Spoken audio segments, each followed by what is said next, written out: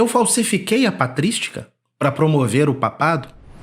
Essa é a acusação que recentemente lançou contra mim o respeitado e respeitoso apologista anticatólico, nem digo protestante, anticatólico, Lucas Banzoli. E, apesar do baixo alcance do vídeo dele, eu resolvi gravar esse vídeo como um esclarecimento, não a ele, obviamente, mas aos meus alunos e aos meus seguidores.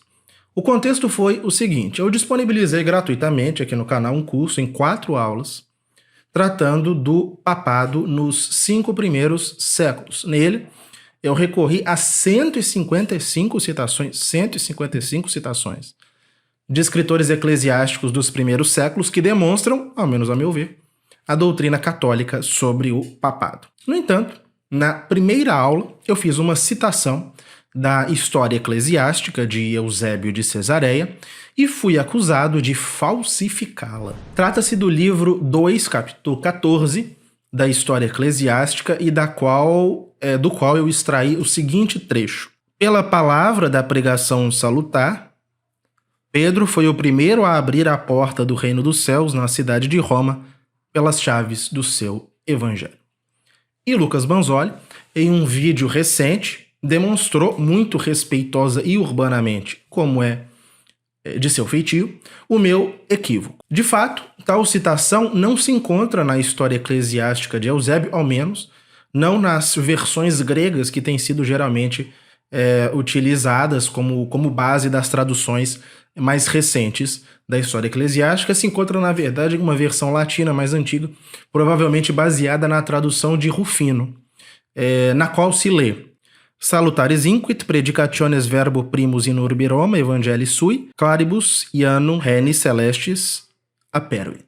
E, de fato, as versões gregas popularizadas no Ocidente desde o século XIX não dizem que Pedro foi o primeiro a pregar o evangelho em Roma, diz apenas que ele pregou o evangelho em Roma. De fato, trata-se de um erro, razão pela qual nós editaremos os 2 vídeos em que constam essa citação, tanto o vídeo original quanto o corte depois postado. E será feito o esclarecimento na descrição de ambos os vídeos. Então, em resumo, eu cometi uma falsificação? Não, eu cometi um erro. Algo muito diferente de, por exemplo, você ter um livro na sua frente, fazer uma citação de um autor que aparentemente demonstra a sua tese e, com o livro ali diante dos seus olhos, parar a leitura diante da frase que depõe contra o seu argumento. E quanto à citação de Orígenes, segundo a qual Pedro foi crucificado em Roma, extraída do livro 3 do seu Sobre o Gênesis, sim, esse livro se perdeu, mas esse trecho foi preservado e transcrito, e dessa vez sem erro, pelo mesmo Eusébio de Cesareia.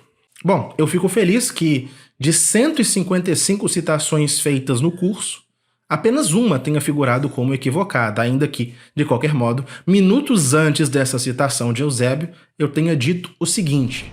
E um quinto e último ponto, antes de nós entrarmos finalmente na nossa discussão, é: nenhuma citação se pretende suficiente. Nenhuma.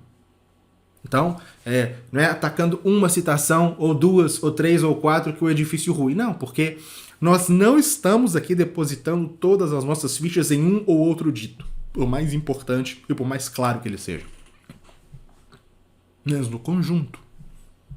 Nós entendemos que os padres da igreja, e também nós não extrairemos apenas citações, mas também acontecimentos.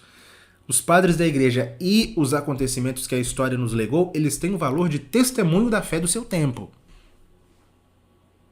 Nós devemos tomar o valor do conjunto e não de um texto isolado. A interpretação ela é feita de modo sistemática. Deve ser feita a partir do conjunto e não isoladamente. Lucas Banzoli, muito obrigado por nos ajudar a precisar e a depurar o nosso trabalho de equívocos. Fiquem com Deus.